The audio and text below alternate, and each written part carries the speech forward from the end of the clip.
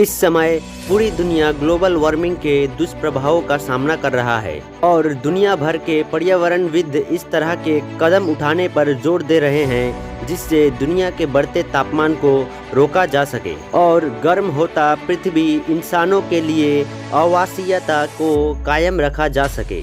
पृथ्वी के पर्यावरण के इतिहास में तापमान संबंधी कई तरह के उतार चढ़ाव वाले दौर आते रहे हैं। इनमें से एक का जिक्र लोगों को भी आकर्षित करता है, वह है हिमयुग यानी आइस एज। एक प्रश्न कई लोगों के मन में यह रहता है कि क्या इंसान हिमयुग को सहन कर सकता है। आइए जानते हैं कि इस विषय पर क्या कहता है विज्ञान। सबसे पहले तो यह समझा जाए कि आइस एज वास्तव में होता क्या है। जब पृथ्वी का तापमान बहुत ठंडा यानी बर्फबारी वाले तापमान या उससे ज्यादा ठंडा हो जाए और ऐसा लाखों करोड़ों सालों तक बना रहे, वह दौर आइस एज कहलाता है। इसकी वजह से पृथ्वी के अधिकांश भूभाग पर अधिकांश समय सतह पर बर्फीले चादर जमा रहता है।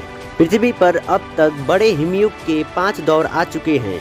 सबसे पहला 2 अरब साल पहले आया था जो कम से कम 30 करोड़ साल तक चला था और हाल का आइस एज 26 लाख साल पहले आया था और तकनीकी रूप से कहा जाए तो हम आज भी उसी आइस एज में जी रहे हैं। यह बहुत अजीब बात लगता है, लेकिन अगर वास्तव में पृथ्वी हिमयुग से गुजर रहा है तो उसका पूरा हिस्सा आज बर्फ से क्यों नहीं ढका है। ऐसा इसलिए है क्योंकि आज का समय वह इंटरग्लेशियल है। हिमयुग में तापमान ठंडे और गर्म स्तरों के बीच में ऊपर नीचे होता रहता है। गर्म दौर में बर्फ की चादरें और ग्लेशियर पिघलता है। इन्हीं दौरों को इंटरग्लेशियल कहा जाता है। वहीं जब बर्फ की चादर ठंडे दौर में फैलता है तो उस दौर को ग्लेशियल्स कहा जाता है। फिलहाल हमें हिमयुग के सबसे गर्म इंटरग्लेशियल दौर से गुजर रहे हैं जो करीब 11,000 साल पहले शुरू हो गया था।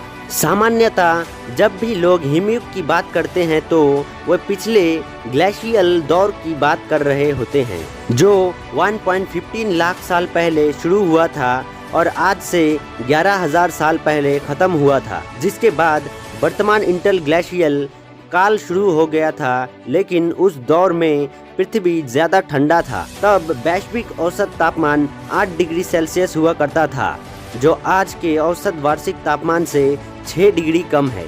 यूं तो पिछले ग्लेशियल काल और आज के औसत तापमान का अंतर बहुत कम लगता है, लेकिन वास्तव में इसकी वजह से उत्तर अमेरिका और यूरेशिया के अधिकांश हिस्सा बर्फ की चादरों से ढक गया था। ज्यादातर पृथ्वी सूखा हुआ था। समुद्र का जल स्तर काफी नीचे था क्योंकि बहुत सारा पानी बर्फ की चादर में फंस गया था।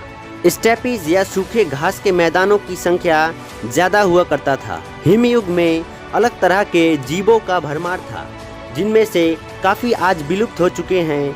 तब भूरे भालू, भेड़िए आदि के अलावा विलुप्त हो चुके मैमथ, आड़ी वाले दांतों जैसी बिल्लियां जैसे कई तरह के जानवर मौजूद थे। लेकिन इंसान हिमयुग में थे या नहीं, इसके बारे में भी लोगों में बहुत अलग अलग तरह के धारणाएं मौजूद है। दरअसल सच तो यह है कि हिमयुग में भी इंसान मौजूद थे।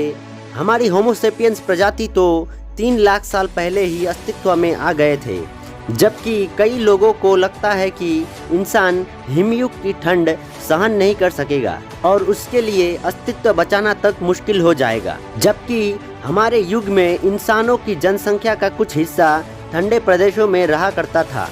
उनके साथ निएंडरथॉल, होमोसेपियंस और अन्य मानव संबंधी प्रजातियां भी मौजूद था। लेकिन बाद में केवल इंसान यानी होमोसेपियंस ही हिमयुग के पार खुद को जीवित बचाने में सफल रहे।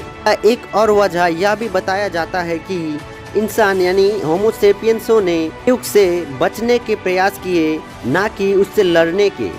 वहीं कुछ को लगता है कि इंसानों में खुद को मौसम के अनुकूल ढालने की बेहतर क्षमता था। उस समय के बेहतर उपकरण और संचार क्षमताएं होने के कारण यह भी माना जाता है कि इंसान लंबे समय तक उत्तरी अमेरिका में नहीं गए जब तक कि वहां की बर्फ की चादरें पिघल नहीं गई। लेकिन प्रमाण बताते हैं कि 23,000 साल पहले हिमयुग के ग्लेशियल काल के शीर्ष पर भी इन इलाकों में मौजूद था। साफ है कि इंसान हिमयुग में रह सकता है और अभी उसके इंटरग्लेशियल काल में तो रह ही रहा है।